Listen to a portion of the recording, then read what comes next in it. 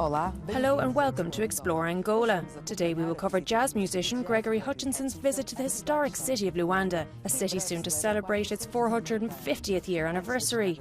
Before the arrival of the Portuguese in 1575, Luanda was a trading outpost for the Great Congo and Ndango kingdoms. 5 centuries later, the city of Luanda is hoping to establish itself as one of the most historic cities on the African continent, especially for those among the global Angolan diaspora.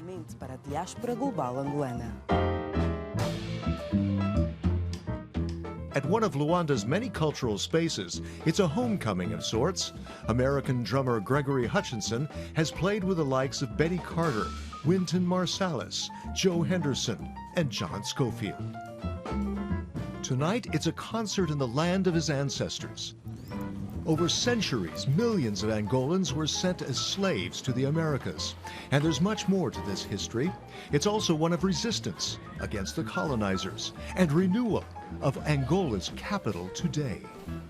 For me, it's been awesome to come here and to be enlightened, walking around, seeing the different sites, coming here to the museum. It wakes you up. It makes you see that there's so much more to learn.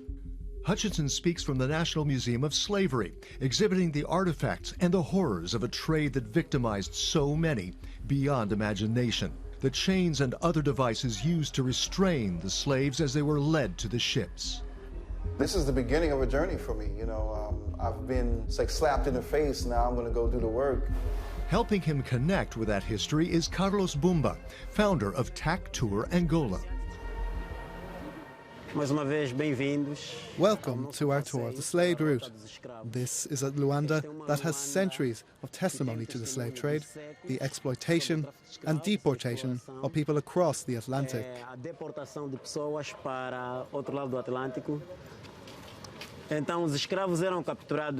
the slaves were captured in the interior, from where they were transported. So here were the buyers.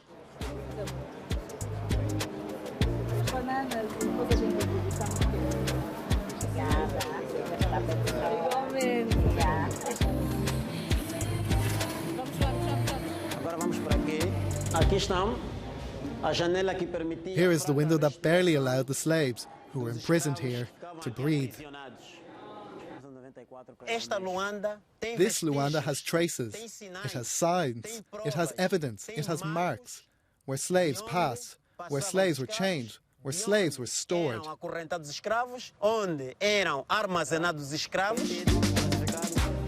Not to forget their enduring influence to this day, embodied in people like the legendary Gregory Hutchinson.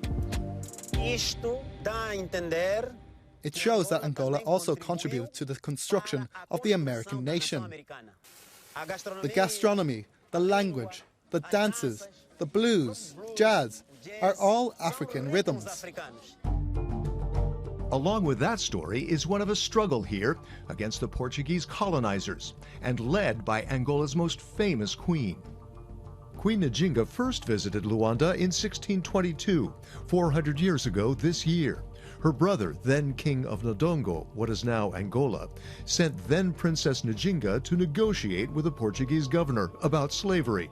She would later spend the rest of her life resisting the Portuguese.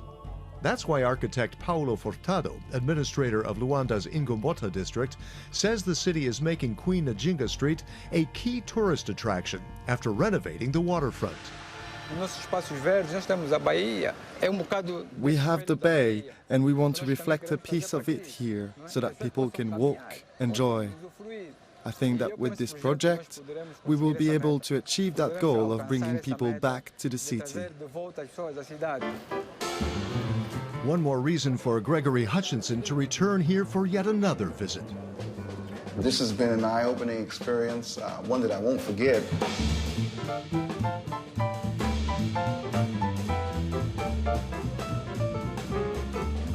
What a remarkable journey of discovery for one of the world's greatest jazz drummers returning to the historic city of Luanda. That's all on Explore Angola today. You will see this report again on the Special Angola page on Euronews.com.